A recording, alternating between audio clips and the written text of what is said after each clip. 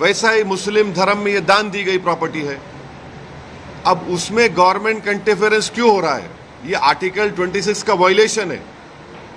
Article 26 में लिखा गया कि कोई भी रिलीजियस डिनोमिनेशन अपने मजहब पे भी चल सकता और अपने जो इमूवेबल मूवेबल प्रॉपर्टीज में उसको एडमिनिस्टर कर सकता। तो ये जो नरेंद्र मोदी की सरकार है वो वक्फ प्रॉपर्टीज को बचाने के लिए, वक्फ प्रॉपर्टीज को डेवलप करने के लिए, वक्फ प्रॉपर्टीज में एफिशिएंसी लाने के लिए ये बिल नहीं लाई है। ये बिल इसलिए लाया गया है ताकि हमेशा के लिए वक्फ बोर्ड को ख़त्म कर दिया जाए। इसकी मिसाल आपके सामने दे रहा हूं। 1995 एक्ट में वक्फ बाय यूज़र है, यानी कोई चीज़ के इस्तेमाल करने की वजह से वो प्रॉपर्टी वक्फ हो जाती है। सर, नमाज हो रही है एक जगह पर, यतीम खाना है, कब्रस्तान है। अब बीजेपी इस बिल में वक्फ बाय यूज़र ख़त्म कर रही है। वैसे अगर आप हिंदू धर्म में देखेंगे, कई एंडोमेंट बोर्ड्स में देखेंगे, वहाँ पर बाय यूसेज वो प्लेस रिलीजियस हो जाती है। लॉ में है हिंदू धर्म के एंडोमेंट में। अब आप मेरे को बताइए, एक एग्जाम्पल दे रहा हूँ। उत्तर प्रदेश में 1,21,000 रजिस्टर्ड वक्फ प्रॉपर्टीज है सुन्नी वक्फ बोर्ड में। उसमें से 1,12,000 तो वक्फ बाय यूज़र है। जब वक्फ बाय यूज़र ख़त्म हो जाएगा तो कौन सा लॉ अप्लाई होगा उसके ऊपर? एक ये हो गया। ये इनका ये वक्फ बोर्ड बचाने का मतलब नहीं, खींचने का मतलब है। दूसरा उसमें क्या है कि कोई 5 साल जो मुसलमान रहेगा, उसमें लिखा हुआ है प्रैक्टिसिंग मुसलमान रहेगा, वही वक्फ करेगा। अब प्रैक्टिसिंग मुसलमान का मतलब क्या है? क्या वो 5 वक्त की नमाज पढ़ने वाला होगा? क्या वो दाढ़ी होगी, सर पे टोपी होगी? क्या वो रातों में जाके मस्जिद में इबादत करेगा? क्या वो कुरान का हाफिज होगा? क्या उसकी वाइफ मुस्लिम होगी या नॉन मुस्लिम होगी? ये तुम कौन होते तय करने वाले? 5 साल प्रैक्टिसिंग मुस्लिम है ना, ये देख लो आप। अच्छा, कोई ऐसा लॉ हिंदू धर्म में नहीं है। कोई भी कभी भी दान दे सकता है। आप ये क्यों लेकर आए बताओ? आप कौन होते? मैं प्रैक्टिसिंग हूं, नहीं हूं, मैं मुसलमान हूं। मेरे घर में झांक के देखेंगे नरेंद्र मोदी, या फिर 5 साल के बाद मोदी बोलेंगे आओ बेटा तुम मुसलमान सर्टिफिकेट लेकर जाओ। हाँ, तीसरा आप उसमें देख लो। तीसरा क्या है उसमें कि ये बोला जा रहा है कि कोई भी वक्फ प्रॉपर्टी जो गवर्नमेंट के कब्जे में है उसका फैसला कलेक्टर करेगा। अब आप मेरे को बताइए, कलेक्टर खुद गवर्नमेंट का होता है, एग्जीक्यूटिव का। क्या कलेक्टर अपने मामले में जज बन सकता है क्या? ये तो प्रिंसिपल्स ऑफ नेचुरल जस्टिस के खिलाफ है। भाई, आप में मेरा झगड़ा होगा तो आप जज कैसे बनेंगे? तो कलेक्टर को इख्तियार दे रहे हैं कि कलेक्टर तय करेगा। अच्छा, फिर सर्वे कमिश्नर होता है जो सर्वे करता है प्रॉपर्टीज को। ये बोल दिया कि नहीं, सर्वे कमिश्नर नहीं करेगा, कलेक्टर करेगा। सर्वे कमिश्नर एक अलग होता है डिपार्टमेंट, उसको ख़त्म कर रहे हैं। क्यों कर रहे हैं भाई आप उसको? फिर आप ये कर रहे हैं कि स्टेट वक्फ बोर्ड, सेंट्रल वक्फ काउंसिल में वहाँ पर सिर्फ एक नॉन मुस्लिम मेंबर होता है, वो मिनिस्टर होता है। बाकी के पूरे जितने कैटेगरीज है उसमें मुसलमान होता है। आप उसको ख़त्म करके मेजॉरिटी नॉन मुस्लिम को मेंबर बनाना चाह रहे हैं। स्टेट वक्फ बोर्ड में पूरे मुस्लिम मेंबर्स होते हैं, उसको आप क्या कर रहे हैं? आप उसमें से कम 8 या 9 नॉन मुस्लिम को अपॉइंट करना चाह रहे हैं। स्टेट वक्फ बोर्ड में इलेक्शन होता है मुतवल्ली कैटेगरी का, एमएलए एमपी कैटेगरी का और बार काउंसिल का। आप नॉमिनेट करेंगे। अच्छा, नॉमिनेट क्यों करना चाह रहे हैं? अगर आप वक्फ बोर्ड का एक्ट देखेंगे तो वक्फ बोर्ड में आपकी प्रॉपर्टी वक्फ है, मैं उसको डायरेक्ट मैनेजमेंट में 5 साल के लिए ले सकता हूं। जब मैं अपने लोगों को नॉमिनेट कर दूंगा उसमें, तो मैं डायरेक्ट मैनेजमेंट ले लूंगा। इनकी नीयत खराब है उसमें। फिर आप ये कह रहे हैं कि कोई हिंदू वक्फ नहीं कर सकता। क्यों नहीं कर सकता हिंदू वक्फ? हिंदू वक्फ कर सकता है, वो मुतवल्ली भी बन सकता है, मगर आप हिंदू वक्फ नहीं कर सकता, उसको ख़त्म कर रहे हैं और हिंदू को मेंबर बनाना चाह रहे हैं आप। सेंट्रल वक्फ काउंसिल लेके देयर शैल बी, शेल का मतलब मैंडेटरी अंग्रेजी में, 2 मेंबर रहेंगे मिनिमम। फिर ये झूठा प्रोपेगेंडा बीजेपी की कि हम महिलाओं को बना रहे हैं, वो पढ़ते नहीं है। ऑलरेडी महिला का प्रोविजन है। क्या प्रोविजन है? अब ये बोल रहे कि 2 बनाएंगे। अभी जो प्रोविजन है एटलीस्ट 2, यानी 2 से बढ़ सकते, आप 2 कर दिए खाली उसको। वक्फ का एक ट्राइब्यूनल है। अब ट्राइब्यूनल में झूठा प्रोपेगेंडा करते हैं कि ये इसका डिसीजन फाइनल होता है। भाई एनजीटी ट्राइब्यूनल है, इनकम टैक्स का ट्राइब्यूनल है, रेलवे क्लेमेंट्स ट्राइब्यूनल है, ऐसे 14 ट्राइब्यूनल है जिनका डिसीजन फाइनल होता है। अपील नहीं कर सकते। भाई ट्राइब्यूनल के जजमेंट के बाद हाई कोर्ट में रिव्यू पिटीशन डाला जाता है। अपील करने से तो लाखों केस कोर्ट में है, और रिव्यू पिटीशन में हाई कोर्ट पूरा रिकॉर्ड मंगा सकता है। तो ये वक्फ के फेवर में नहीं है। फिर इसमें आपने एक कानून लेकर आए। अभी कानून क्या है कि अगर कोई वक्फ की जायदाद को चोरी से बेचता है, उसको 2 साल का रिगरस इम्प्रिजनमेंट, नॉन बेलेबल। अभी मोदी जी के दिमाग में ख्याल आया, क्या ख्याल आया कि तू वक्फ बोर्ड की जायदाद को बेच दे। मोदी है तो मुमकिन है, क्या मुमकिन है कि तेरे को 2 साल नहीं, सिंपल इम्प्रिजनमेंट, तेरे को बेलेबल हो जाएगा। तो वक्फ के मफाद में क्या हो रहा है? ट्राइब्यूनल है वक्फ का ट्राइब्यूनल, उसमें एक डिस्ट्रिक्ट जज सीजे अपॉइंट करते हैं हाई कोर्ट के, एक इस्लामिक नॉलेज का जानकार और एक एमिनेंट पर्सन। अब आप क्या करते हैं? रिटायर्ड डिस्ट्रिक्ट जज, रिटायर्ड गवर्नमेंट एम्प्लॉय, कैसे होगा? फिर अगर आपकी कोई वक्फ की प्रॉपर्टी है, मैं जाके कंप्लेन करता हूं कि ये वक्फ नहीं है, तो collector will order an inquiry. अच्छा, pending inquiry your property will not be waqf की एक्ट में बोल रहे, बिल में बोल रहे, and there is no time limit for that inquiry, and the collector will do the inquiry as he deems fit. इसका क्या मतलब? यानी आपके प्रॉपर्टी को मैं कंप्लेन कर दिया कि वक्फ नहीं है, तो कलेक्टर साहब 10 साल ले लेंगे, तब भी वक्फ नहीं रहेगा, वो अपने कंट्रोल में, उनके कंट्रोल में आ जाएगा।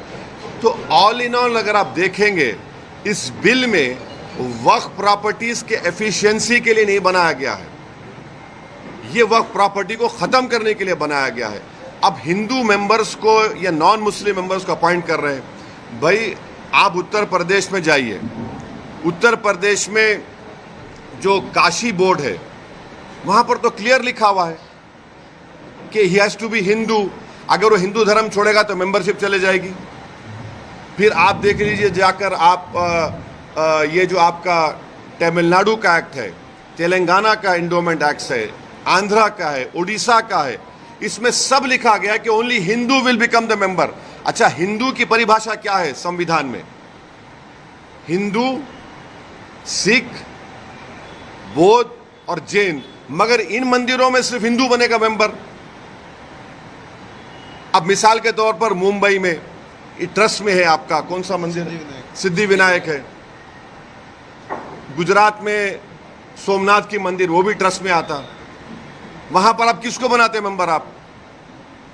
आप एक बात समझिए, तिरुपति के प्रसाद में घी में एनिमल फैट आया तो एतराज हो रहा है, बिल्कुल सही है, नहीं होना चाहिए अगर हुआ तो, मगर आप हमारे धर्म के संस्थानों में आप कैसे नॉन मुस्लिम को बनाएंगे? प्रसाद में आप बोल रहे कि एनिमल फैट आ गया तो गलत है, बोल हम भी मानते गलत है, नहीं आना चाहिए, उनकी आस्था है। मगर यहां पर हमारी आस्था, हमारे धर्म में, ये तो वक्फ बोर्ड तो मुस्लिम धर्म का हिस्सा है। तो इसलिए ये जो बिल मोदी लाए हैं, उनकी सरकार लाई है, वो वक्फ प्रॉपर्टीज को छीनना चाह रहे। अच्छा, अभी हाजी मलंग की दरगाह है, एकनाथ शिंदे का स्टेटमेंट है कि दरगाह नियम नहीं मानते।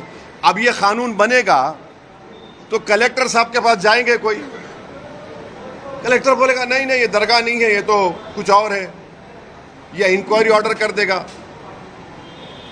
ये कैसे होगा बताइए आप? अच्छा एक मिनट ठहरिए, इसमें एएसआई के प्रोटेक्टेड मॉन्यूमेंट्स भी है। एएसआई चाहता है कि पूरा निकाल दिया जाए वक्फ बोर्ड से। एएसआई का सेक्शन 16(1) पढ़िए आप, वो ये बोलता है कि the religious character of any protected monument can never be changed.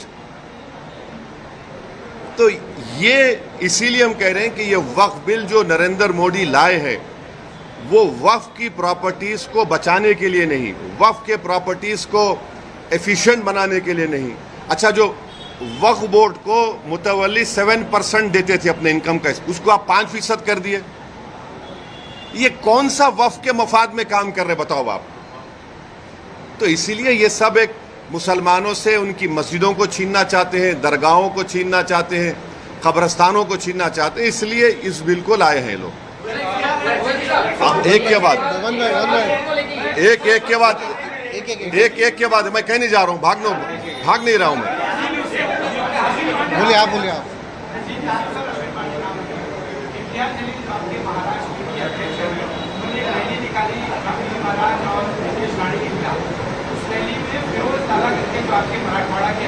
कौन? हाँ,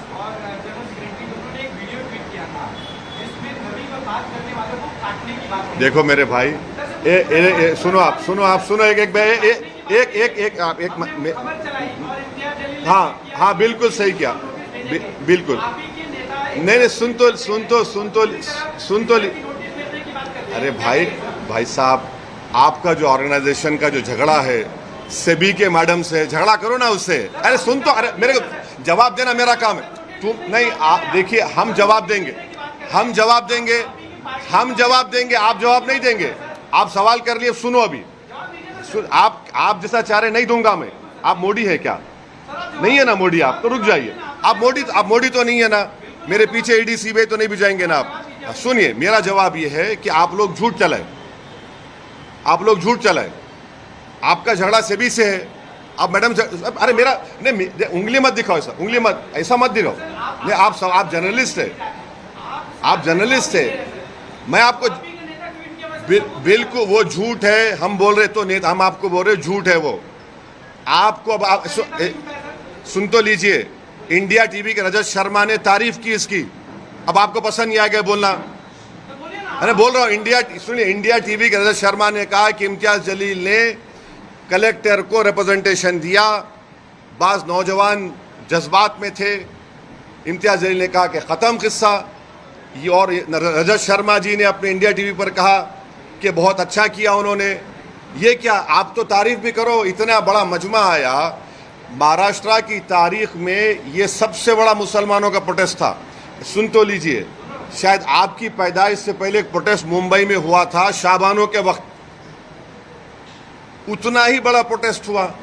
लोग ये कह रहे थे कि लोग नहीं आएंगे, 10,000 गाड़ियों से पूरे महाराष्ट्र से लोग निकल कर आए। पीसफुल प्रोटेस्ट था, पीसफुल प्रोटेस्ट में बात हुई और वो बात हम रखे। अब रहा सवाल, सेकेंड प्रोटेस्ट भी होगा, मुंबई में होगा। अगर हमारे डिमांड्स को महाराष्ट्र सरकार नहीं मानेगी तो आज़ाद मैदान में परमिशन लेकर हम यह प्रोटेस्ट करेंगे और ये प्रोटेस्ट जारी होगा।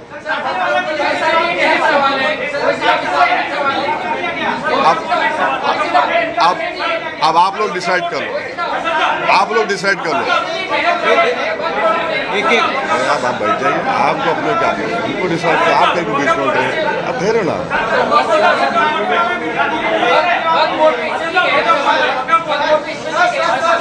सवाल ये कि निशिकांत दुबे एक एमपी है जिन्होंने जेपीसी के चेयरमैन को लेटर लिखा है।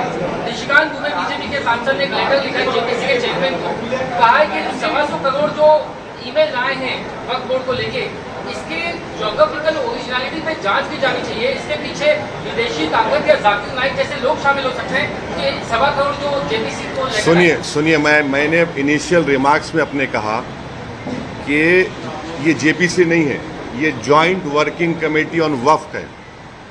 Joint working committee on Waqf amendment bill में जो भी होता है, जो भी निर्णय होगा, वो हम पब्लिकली नहीं बोल सकते, वो हम पार्लियामेंट रूल्स प्रोहिबिट करते। वो अंदर जो भी होगा वो चेयरमैन साहब और मेंबर्स डिसाइड करेंगे। वो लिखे हैं तो ये देखिए, मैं आपको बता रहा हूँ, पार्लियामेंट की स्टैंडिंग कमेटी हो, पार्लियामेंट की सेलेक्ट कमेटी हो, पार्लियामेंट की जॉइंट पार्लियामेंट्री कमेटी हो, पार्लियामेंट की जॉइंट वर्किंग कमेटी हो, पार्लियामेंट की बिजनेस एडवाइजरी कमेटी हो, इन तमाम कमेटीज में जो भी अंदर जो होता है वो हम नहीं बोल सकते। आप मेरे को चाह रहे हैं कि कोई लेटर लिखा चेयरमैन को, वो कमेटी का हिस्सा हो गया। अभी हम उसको कमेटी में बात करेंगे या नहीं करेंगे, वो कमेटी का चेयरमैन तय करेगा, हम तय करेंगे।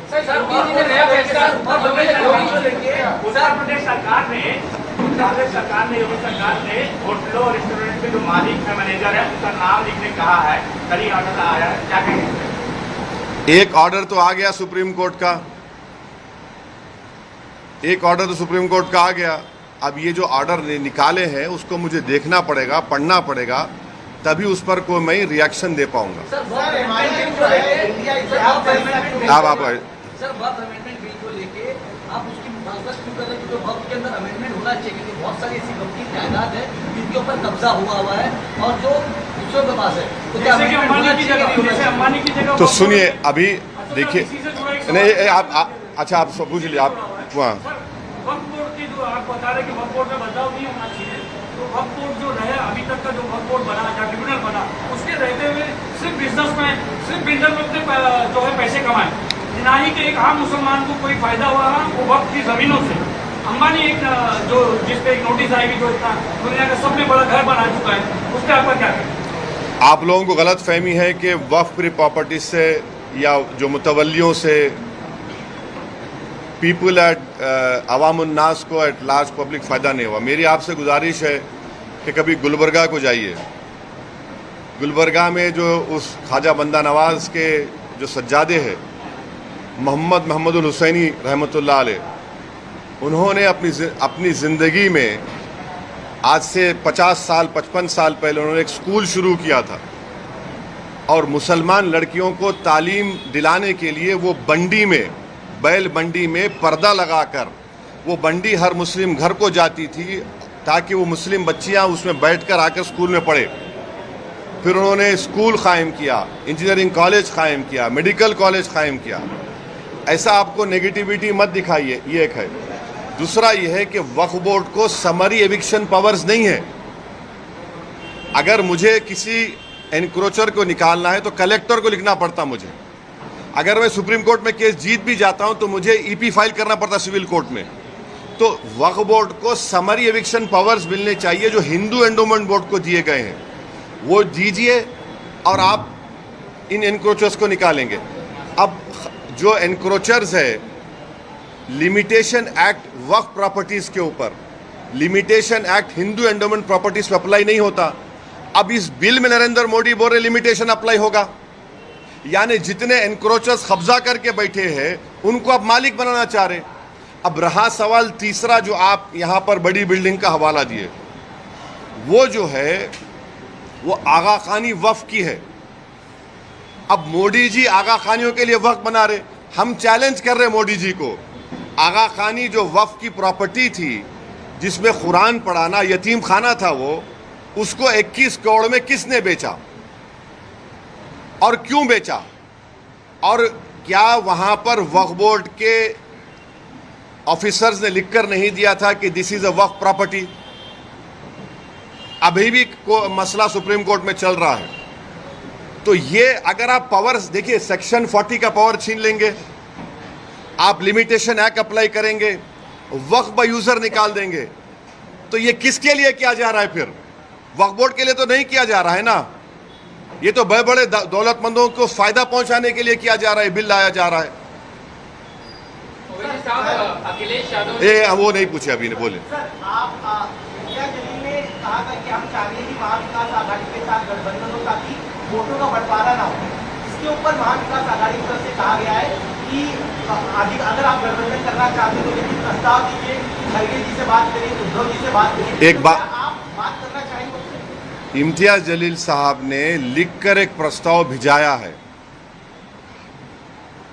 कांग्रेस के महाराष्ट्र के अध्यक्ष को और एनसीपी के अध्यक्ष को, उन्होंने लिखकर भिजाया है। मैं इतना ही कहूंगा, अब वो उनको डिसाइड करना है।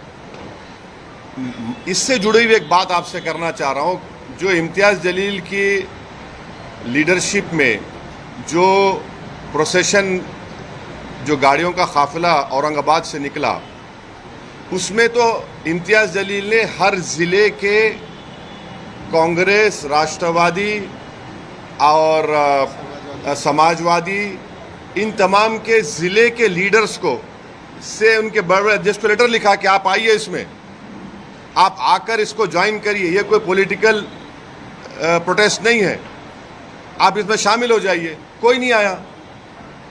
भाई इतने एमएलए मुस्लिम एमएलए जीत कर आए कांग्रेस पार्टी से, उनको आना चाहिए था। भाई ये तो एमआईएम का फंक्शन नहीं था, ये तो जो उस शख्स ने हमारे प्रॉफेट मोहम्मद सल्लल्लाहु अलैहि वसल्लम के खिलाफ जो अनाप शनाप बकने की कोशिश की, और फिर एक बीजेपी का एक विधायक है जिसने अनाप शनाप भाषण दिया, उसके खिलाफ एक प्रोटेस्ट हुआ था।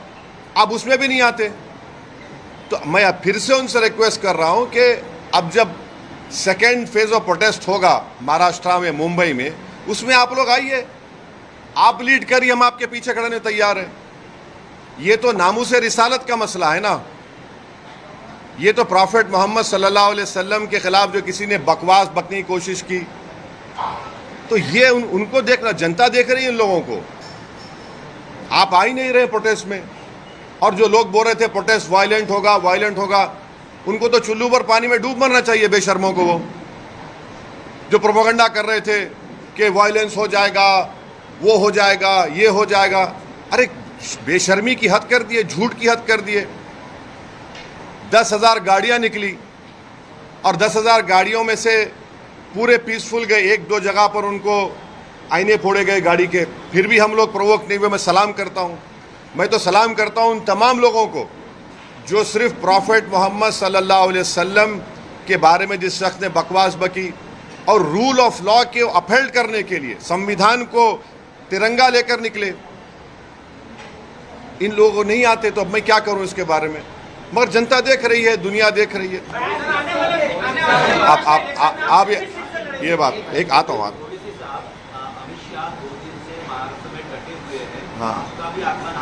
हम भी डटे हुए हैं, हम कहाँ डटे हुए नहीं हैं? आपको क्या लग रहा है?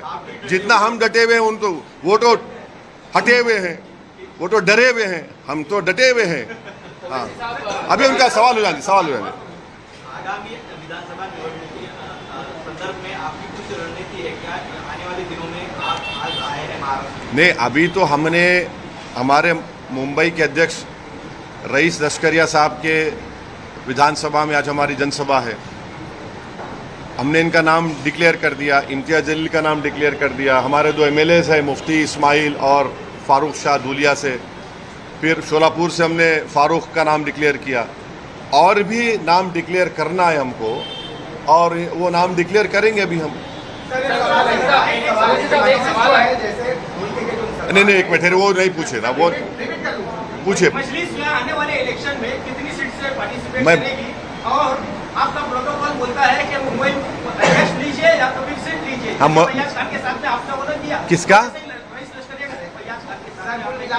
वही का बात था कि मजलिस जो है मुसलमानों को मुत्तहिद करने की बात करती है, और ग्राउंड लेवल पे ऐसा नहीं लगता है कि आपसे और ग्राउंड लेवल पे जो तालमेल है वो है नहीं। मिसाल के तौर पे वारिस पठान को लेकर जो है आपके खुद के मुंबई में नाराजगियां बहुत ज्यादा है। हाँ। पिछले कुछ 15-20 दिन पहले कुछ ऑफिस में भी जो है इस तरह की नाज़िमा अल्फाज का इस्तेमाल किया गया था। तो मैं जानना चाहता हूँ कि वजह क्या है कि आपका ग्राउंड आपके घर में नाराजगी नहीं है? एक मिनट है, अच्छा तुम्हारे घर में नाराजगी नहीं है तुम्हारे खिलाफ? अरे तुम बोलने तो दो ना, तो तुम आके बैठो तो मैं उधर आता हूँ, आ जाओ इधर। तुम्हारे घर में नाराजगी नहीं है ना? हर घर में नाराजगी होती है, तो उसमें क्या है, घर है अपना। तो अरे भाई बहुत जमीन पे लगाव है, जमीन पे चल रहा है काम, फिक्र मत करिए। नहीं नहीं ना नहीं, एक मिनट। अब मुंबई में कई मरतबा आता हूँ, कई मरतबा अपने कार्यकर्ता से मिलता हूँ, आप लोगों से बच के निकल जाता हूँ। इसका ये मतलब तो नहीं है कि हम नहीं मिल रहे हैं, आते हैं, मिल रहे हैं, काम हो रहा है। यकीनन इस बात का मैं इकरार कर रहा हूँ कि there is always a room for improvement. हम इम्प्रूवमेंट करेंगे और अच्छा करेंगे, मगर ये बोलना कि बिल्कुल ही नहीं, ऐसा नहीं है। ओवैसी साहब, एक सवाल ये जानना चाहता हूँ कि अखिलेश यादव ने ये आरोप लगाया कि उत्तर प्रदेश में बाई इलेक्शन होने वाले हैं, उससे ठीक पहले योगी गवर्नमेंट वोटर्स लिस्ट में से मुसलमानों के नाम काट रही है। एक ये सवाल, और दूसरा सवाल जम्मू कश्मीर चुनाव में लेना चाहता हूँ, जिसमें बीजेपी पहले एक सवाल हो जाने दीजिए। नहीं मैं नहीं, कहाँ भाग रहा हूँ मैं? अखिलेश यादव वाला से पहले नहीं, अगर नाम काट रहे हैं तो नाम दलाइए ना। आप डेट ऑफ पोलिंग आने तक नाम दला सकते हैं, आप नाम दलवाइए। आप रो क्यों रहे हैं? आप नाम डलवाइए, अगर आपके नाम का बीजेपी नाम डाल रही है डिलीशन का, तो आप डालिए उनका नाम, कौन रोक रहा है आपको?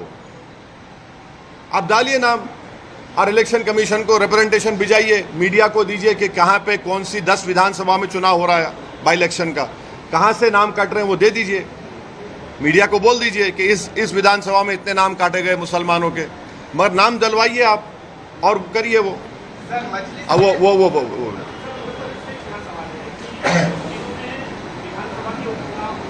कहाँ पे? हाँ,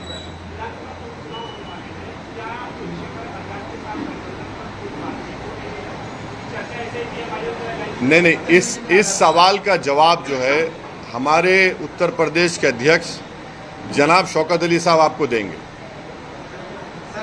वो भाई नहीं पूछे, वो आप वो पीछे आपके जो है मेरे सवाल का जवाब ही नहीं। नहीं, जवाब दे दिए अब।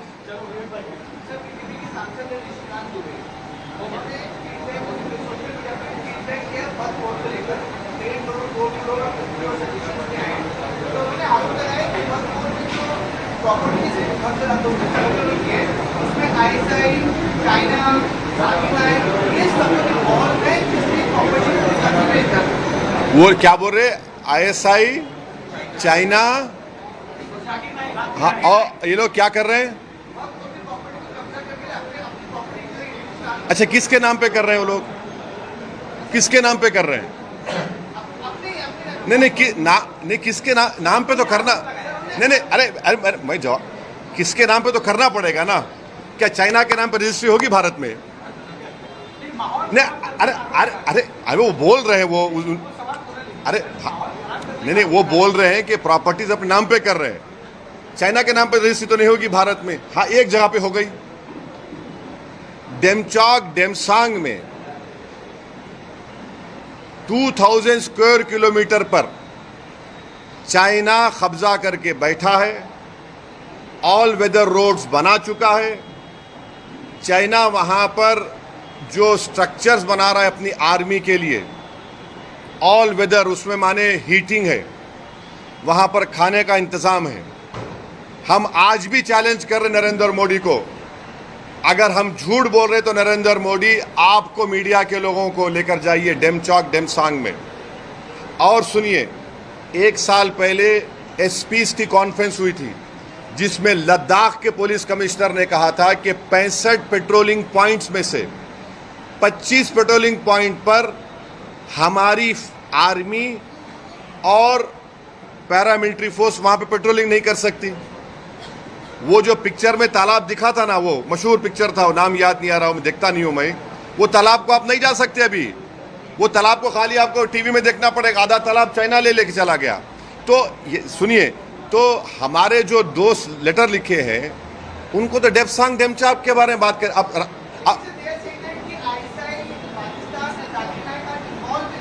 हाँ, तो उनका इन्वॉल्व है तो देते प्रूफ, दे दे बराबर। अगर कोई इन्वॉल्व, चाइना इन्वॉल्व है तो हम तो बोलेंगे पहले चाइना को डेमसांग डेमचौक से निकाल कर उखाड़ कर फेंको। अभी तक 18 राउंड की बातचीत हो चुकी है भारत सरकार की और चाइना की आर्मी के साथ, और चाइना टस से मस नहीं हो रहा है।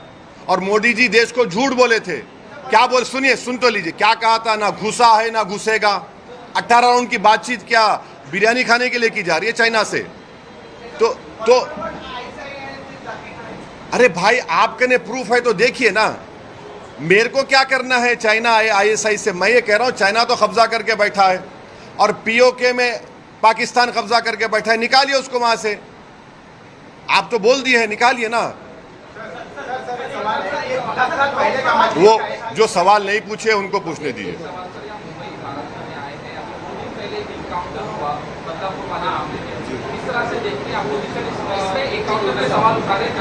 इसको एक ही छोटा जवाब, शहर में जगह जगह पर पोस्टर लगे हैं, देवेंद्र फडणवीस की तस्वीर लगी है और लिखा गया है बदलाव पूरा, बदलाव पूरा हो गया, इस तरह के पोस्टर भी लगे। तो इस पोस्टर से शुरू करते हैं। अब वो बोल रहे हैं, सुन तो लीजिए ना, बदला पूरा हो गया। तो सरकार इस बात को मान रही है कि कोर्ट से सजा नहीं दिलाएंगे, ऑनरेबल जज साहब सजा नहीं देंगे, हम बदला लेंगे। देखिए, ये जो बदला लेते हैं ना, ये जो लोग बदला लेने वाले होते हैं, ये गैंगस्टर माफिया होते हैं। संविधान में इंसाफ होता है, जस्टिस होता है, और कोर्ट के जरिए से उस खाती को जब सजा दी जाती है तो बदला नहीं होता, वो जस्टिस होता है। तो बदले और जस्टिस में फर्क है। आप बदले की बात कर रहे हैं, हम जस्टिस की बात कर रहे हैं। अगर ऐसा ही होगा जैसा पोस्टर लगाकर बदला ले लिए तो फिर कोर्ट को बंद कर दो। आप जितने पब्लिक प्रोसिक्यूटर उनको बोलो छुट्टी मनाओ, चौपाटी पे जाकर बैठ के एंजॉय करो। जज साहब को बोलो आपकी जरूरत ही नहीं है। वो संविधान में जो राइट टू लाइफ एक फंडामेंटल राइट है, एक्यूज का भी है और आपका मेरा भी है।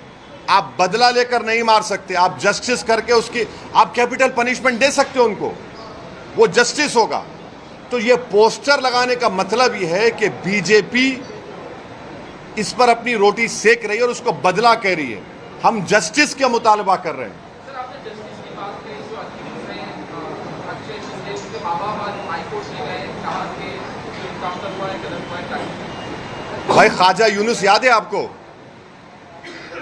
ख्वाजा यूनुस किसी को याद है? घाटकोपर में ख्वाजा यूनुस का क्या हुआ? अभी तक सब गूंगे बन के बैठे हैं। आज भी ख्वाजा यूनुस का परिवार पूछ रहा है कि भाई जिंदा है तो बताओ, मर गया तो कम से कम खबर बताओ। ख्वाजा यूनुस का क्या हुआ बताइए आप। हमने इसी मुंबई में पाकिस्तान से टेररिस्ट आए थे, वो जालिम आतंकवादी। वीटी स्टेशन पर खून की होली खेली गई, बड़े बड़े 5 स्टार होटल में मारा गया। हमने कसब को पकड़ा था और उस कसब को पकड़ने में मुंबई पुलिस के एक बड़ा कांस्टेबल ने अपनी जान की अजीम कुर्बानी दी। हेमंत करकरे की मौत हुई और 2 IPS की मौत हुई। हमारे सिस्टम ने उस जालिम को गोली नहीं मारी, कसब को जेल में रखा, केस चलाया, कोर्ट ने उसको फांसी की सजा दी। और जब वो मर गया तो मुंबई के मुसलमानों ने कहा कि हमारे कब्रिस्तान में मत दफनाओ उसको, वो नापाक है, उसको ले जाकर जेल में दफनाया गया। ये जस्टिस है। बदला और जस्टिस में फर्क ये है। ओवैसी साहब, हाल ही में जब भिवंडी में दंगे हुए तो वहाँ पर कुछ लोगों ने ये आरोप लगाया कि मस्जिद के सामने जय श्री राम के नारे लगाए गए, इससे जो पब्लिक भड़क गई और हालात बिगड़ गए। तो क्या ये जय श्री राम के नारे लगाना गलत है? और दूसरा ये कि जो गणपति की मूर्ति पे जो लोग पत्थर फेंकते हैं, क्या वो सच्चा मुसलमान हो सकता है? देखिए, कोई भी सच्चा या पक्का या झूठा ये आप और मैं तय करने वाले नहीं हैं, समझे ना। जो सबसे पहले अच्छा इंसान होना पड़ेगा, तभी वो अच्छा मुसलमान, अच्छा हिंदू होगा। अगर आप अच्छे इंसान नहीं हैं तो आप में ना अच्छे और बुरे की तमीज़ पैदा होगी। और अगर आप जब रिलीजियस प्रोसेशन निकाल रहे हैं तो आपका रिलीजियस प्रोसेशन आपको इस बात की इजाज़त नहीं देता कि आप किसी के भी रिलीजियस प्लेस के ऊपर कुछ गड़बड़ करें। और अगर कोई गड़बड़ करता है तो कानून को अपना काम करना चाहिए। ये हमारा मानना है। रूल ऑफ लॉ प्रिवेल होना चाहिए। कोई देखिए, एक बात सुनिए 6 दिसंबर को कौन से पत्थर फेंके गए थे? सुनिए, आपको सुनना पड़ेगा। नहीं, आपको सुनना पड़ेगा। 6 दिसंबर को कौन सा पत्थर फेंका गया था? नहीं, 6 दिसंबर को बाबरी मस्जिद को पत्थर फेंका गया था। नहीं, 6 दिसंबर को पत्थर फेंका गया था। 6 दिसंबर को पत्थर फेंका गया, जिसने मस्जिद तोड़ दी आपने। छोड़ दीजिए। नहीं, आप मेरे मुंह में अल्फाज डाल के अपनी सुन तो लीजिए। आप अपनी TRP रेटिंग देखना। एक मिनट ठहरो। आप 6 दिसंबर को खंडन करेंगे? करिए, वेरी गुड, बहुत अच्छा है। मैं भी सुनिए, मैं आप जवाब दे रहा हूँ भाई। देखिए, सुन तो लीजिए। आप ऐसा करेंगे, अगर आप मन बना के आए हैं कि मेरी TRP बढ़ जाएगी ZTV की और ET की, तो नहीं होगा। आप सुनना पड़ेगा, या नहीं सुनेंगे तो मैं खामोश बैठ जाता हूँ। आप इतना देखिए, मेरे को अंदाजा है कि मोदी जी के बारे में इतना बोला हूँ, आपको तकलीफ हो रही है अंदर से, मगर मैं ये कह रहा हूँ कि कानून का उल्लंघन नहीं होना चाहिए, किसी की तरफ से हो। और कानून का उल्लंघन होता है तो पुलिस एक्शन लेगी। आजकल तो CCTV आ गया ना, CCTV में सब निकलता है। वो तो BNS में वो उसको एक्सेप्ट भी हो रहा है। अगर कोई भी कानून का उल्लंघन करता है तो कानून अपना काम करेगा, मगर कानून जब काम करेगा तो सबके लिए काम करना पड़ेगा। ऐसा नहीं होगा कि कोई मेरे प्रॉफिट मोहम्मद सल्लल्लाहु अलैहि वसल्लम बारे में बोलेगा और उसको हाथ भी नहीं लगाएंगे। ऐसा तो नहीं होगा कि खड़े होकर बोले कि मस्जिद में घुस के मारूंगा क्योंकि वो सत्ता में जो पार्टी बैठी है उसका राज दुलारा है, उसको हाथ नहीं लगाएंगे। तो सेलेक्टिव इंप्लीमेंटेशन ऑफ कानून का नहीं होना चाहिए। कानून मजहब देखकर इस्तेमाल नहीं होना चाहिए, ये हमारा बोलना है। आप बोलिए। 10 साल पहले का बयान था आपके छोटे भाई साहब का, बस 2 मिनट का। अब उसमें मत जाइए, वो कोर्ट से बरी हो गया, वो खत्म हो गया वहाँ। नहीं कर रहा हूं मैं। अरे यार, ये कहा गया है कि मस्जिद में जो कमाने के लिए आएगा उसको धक्के मार के भगा दिया। हाँ? मस्जिद में जो भी लीडर कमाने की गरज से मस्जिद में शामिल होगा, मस्जिद पार्टी में, उसको धक्के मार के भगा दिया है। पिछले 10-15 साल का डेटा देखा जाएगा तो मस्जिद के लीडरान की जो है, अरे भाई, एफिडेविट में उनकी मिल्कियत में काफी इजाफा हुआ है। आपके बारे में पठान साहब भी बैठे हैं, उनकी मिल्कियत में भी इजाफा हुआ है। अच्छी बात। आप बयान में खड़े हैं। नहीं, सुनिए, मिल्कियत में इजाफा हुआ है, आपकी क्यों जल रही? अब हुआ है तो हुआ है। बीजेपी के नेताओं में इजाफा हुआ है, बहुत सौ का इजाफा हुआ है। भाई आज जो प्रॉपर्टी 5 साल पहले थी उसकी वैल्यू बढ़ेगी ना, गवर्नमेंट वैल्यू बढ़ाती है तो प्रॉपर्टी वैल्यू बढ़ेगी। 3 से 30 हो गई। हाँ है नहीं है नहीं। अच्छा, आपको शेयर नहीं मिला क्या? बोलिए, मिलाएंगे आप। चलिए अभी नारा भी बोलना चाहता सर। उनका कहना है कि लोकसभा चुनाव में एक तरफा मतदान किया गया, भाजपा आघाड़ी पक्ष में, लेकिन विधानसभा में प्रतिनिधित्व मुसलमानों का नहीं होता है। इसीलिए कम से कम 42 सीटें जो है जहाँ पर मुस्लिम बहुल इलाके हैं वहाँ पर मुसलमानों को उम्मीदवारी दी जाए ताकि सदन में जाकर वो मुसलमानों के मुद्दे को उठा सके। इतना बड़ा प्रोसेशन निकला जो नॉन पॉलिटिकल था, उसमें नहीं आ रहे लोग। क्या टिकट पूछ रहे? एक मुसलमान के लिए उसका जो दिल होता है वो प्रॉफिट मोहम्मद सल्लल्लाहु अलैहि वसल्लम होते हैं, उसमें इनके लीडर नहीं आना चाह रहे,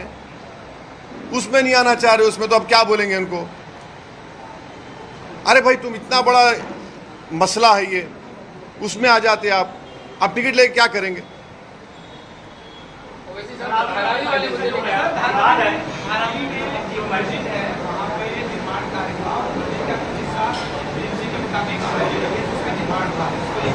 काफी हंगामा हुआ है और अब वहाँ पर कमेटी द्वारा कुछ कहा गया है कि वो तुरंत कार्रवाई करेंगे, इसको लेकर भागदेश का माहौल है। कमेटी बोल दी ना तो मैं क्यों बोलूंगा? कमेटी जब बोली है तो कमेटी से पूछो। अरे जो कमेटी बोली है वो काफी है, उनसे पूछना पड़ेगा, मैं तो नहीं मालूम। मैं जब कमेटी बोली है तो उसमें अभी और क्या बोलेगा?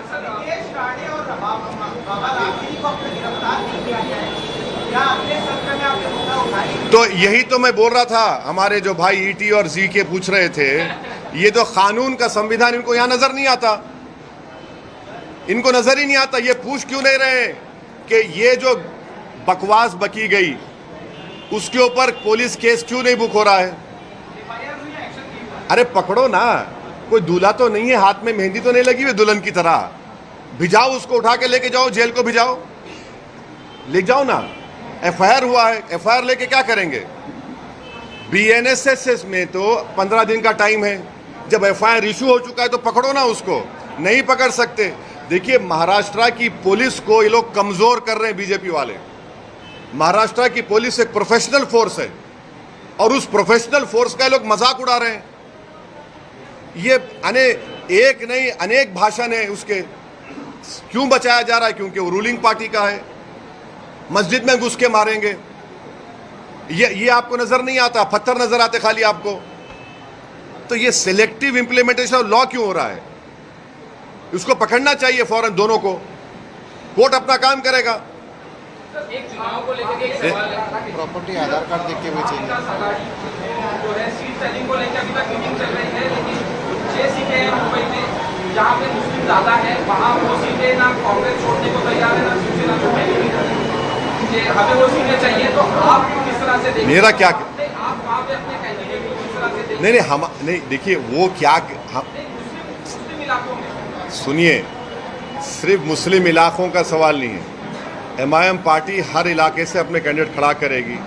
इम्तियाज जलील ने तो लिख कर दिया महाराष्ट्र के कांग्रेस के अध्यक्ष को, एनसीपी के नेता को। तो अब हम खड़ा करेंगे नहीं खड़ा करेंगे हमारी पार्टी तय करेगी, मगर वो क्या करेंगे उससे मुझे क्या करना है, उनकी पार्टी का इंटरनल मैटर है ना वो। ओवैसी साहब, चुनाव को लेकर एक सवाल है कि चाहे अजित पवार की पार्टी हो, चाहे एकनाथ शिंदे की पार्टी हो, चाहे हमने देखा कि ईद की छुट्टी को पोस्टपोन करने का मामला हो या यहाँ पे पुरखा बांटने का एक मामला हो, हर कोई जो है मुस्लिम वोटर्स को प्लीज करने में जुटा हुआ है। तो ऐसे में आगामी चुनाव में मुस्लिम वोटर्स जो हैं, क्या वो इनकी बातों में आएगा, कहीं वोट करेगा अजित पवार की पार्टी हो चाहे वो एकनाथ शिंदे की? अब आप ये बोलिए, वो मस्जिद में घुस के मारूंगा, किसको खुश कर रहे? मुल्ला जी को खुश कर रहे हैं।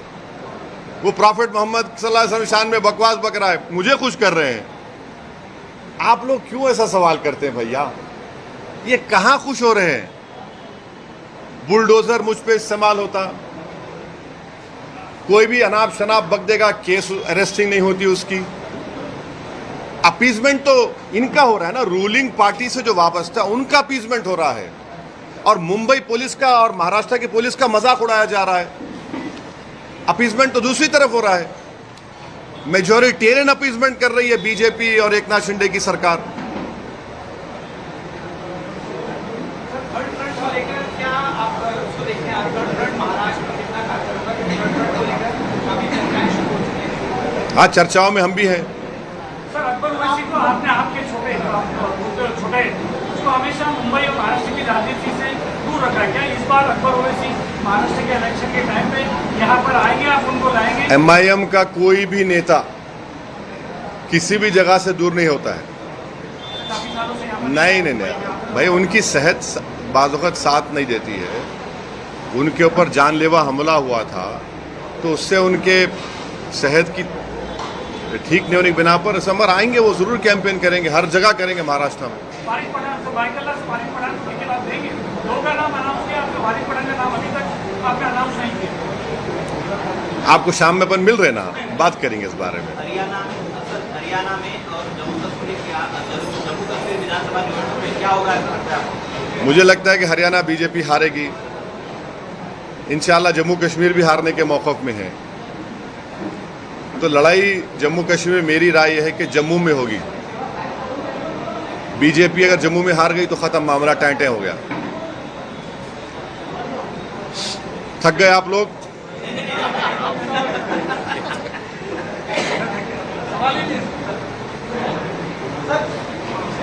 सोच के क्यों बोल रहे प्यारे? एसएमएस आया क्या? पूछ ले, बोल क्या पूछे?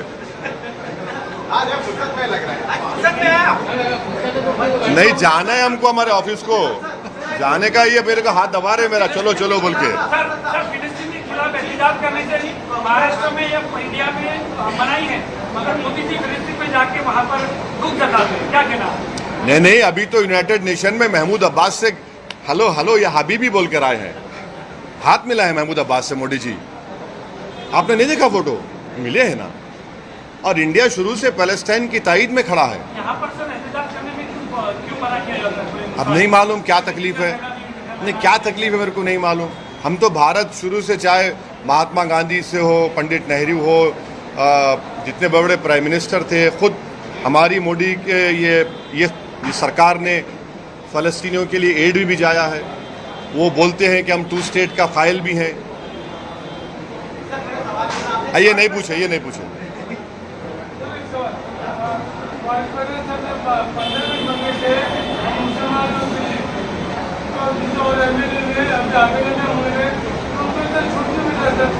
क्या हुआ? 15 मिनट बोला, दूसरा मैंने 24 घंटा बोला, उसको छूट मिला। हाँ,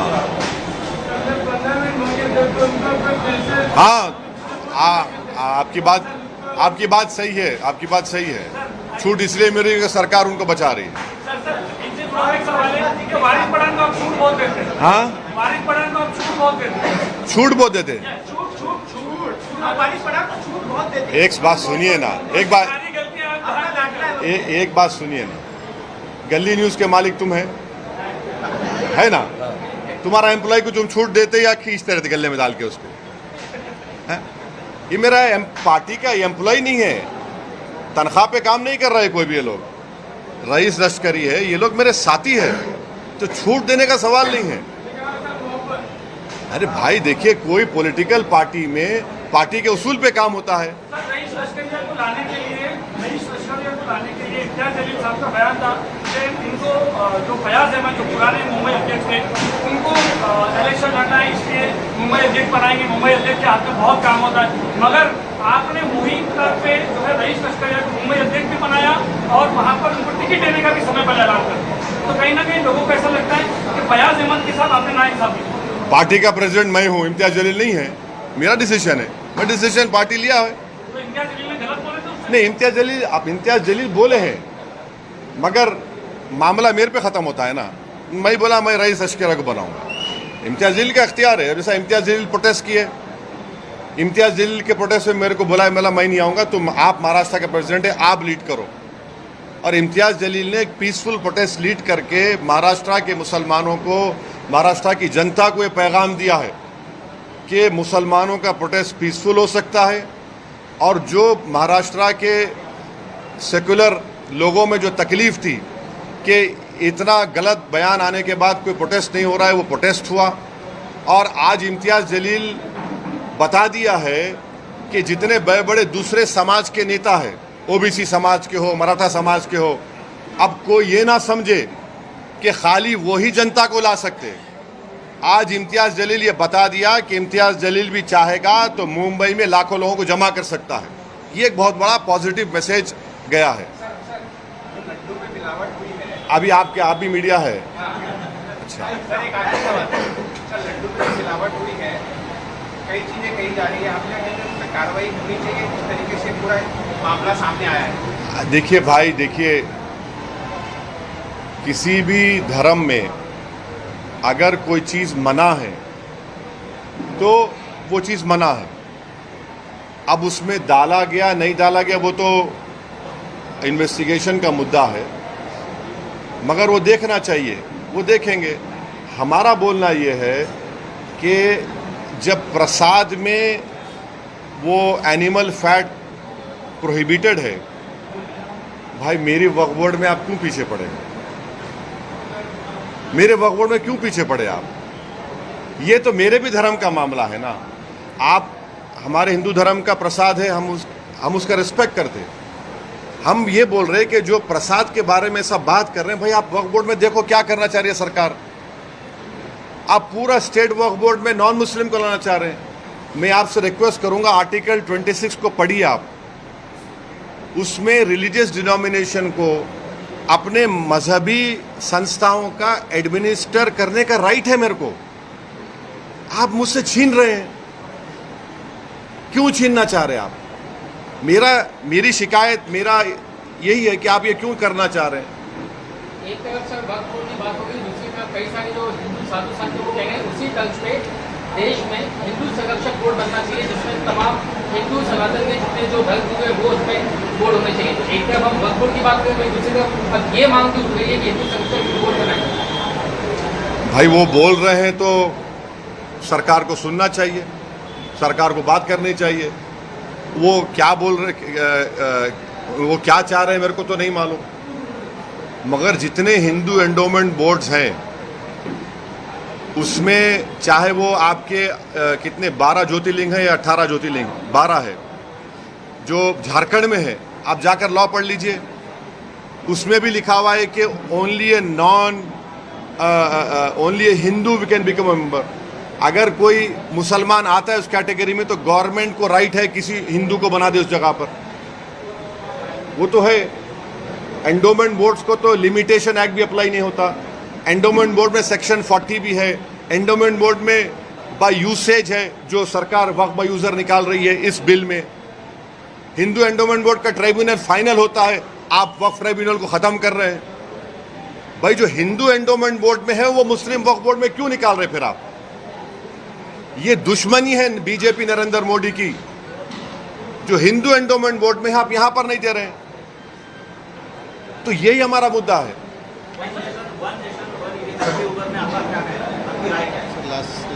ये आखिरी है ना, ए बस कर दे ना, बस फिर शाम में कुछ नहीं होगा। नीतीश राणे ने कहा है कि रैली को देखते हुए का कि इतने पोहे तर आम्ही रोज सकाळी नाश्ते खातो, यानी इतने लोग आए तो मैं सुबह नाश्ते में खाता, क्या कहना उसको आज करते हैं क्या?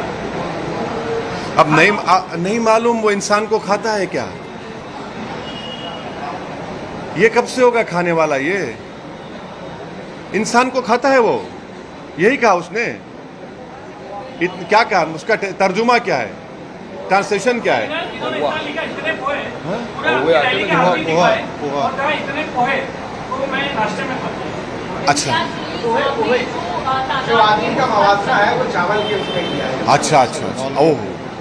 पोहे पोहे अब मौज बना लो प्यारे, तुम्हारी सरकार है, 1 महीना 2 महीने की बात है, मौज बना लो।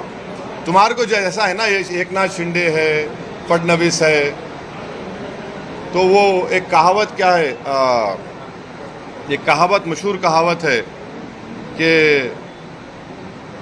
अब सरकार उनकी है तो वो बचा रही है उनको, मगर संविधान की बेइज्जती की जा रही है, महाराष्ट्र पुलिस की बेइज्जती की जा रही है, जो बकवास पे बकवास बोला जा रहा है। और अब बीएनएस कानून में प्रोविजन है 302, पढ़ो आप, जिसमें हर्टिंग रिलीजियस सेंटिमेंट है।